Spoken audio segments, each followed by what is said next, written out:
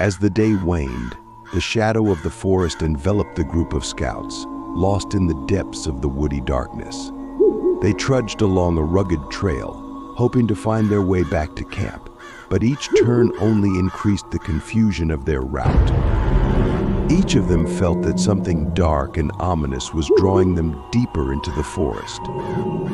The creature with red eyes, sharp teeth, they had heard about this horror in the never-ending legends they told each other around the campfire.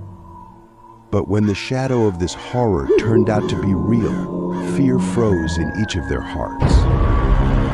And then, as the sun's rays lost their strength, they saw it, the creature emerging from the darkness of the forest. Its red eyes, glowing in the half-light, were like beacons guiding them toward their fate.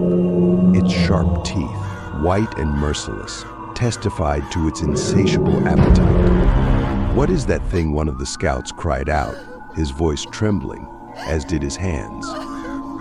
"I don't know, but we need to get out of here," whispered a girl, clutching her friend's hand. The creature raised its sinister figure, sinuously moving like a nocturnal nightmare, and slowly began to approach them, each step leaving a mark in the forest path's mud.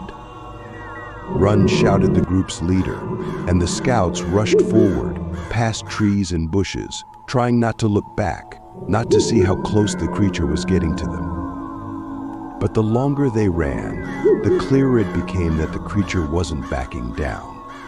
It was everywhere, in every sound of the forest, in every rustle of leaves. They heard its breath in the winds, felt its gaze in the darkness.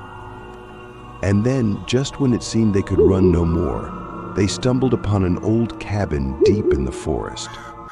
The structure seemed abandoned and forsaken, but they had no choice but to scramble inside and hide from the horror that pursued them.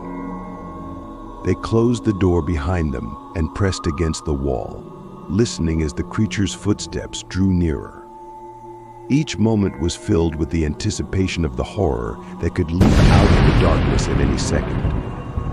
But nothing happened. Time dragged on slowly, their breath becoming heavier, and suddenly, like a sudden bolt of lightning, the footsteps ceased.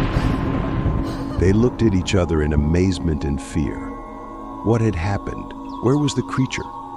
They stepped outside and met the first rays of morning sunlight illuminating the forest, but there was no trace left of the creature with red eyes and sharp teeth. With heavy hearts and trembling legs, they continued on their path, but the horrifying experience of that night in the forest never left them. After all, some secrets are better left undiscovered, and the creature in the dark forest left in the realm of their nightmares.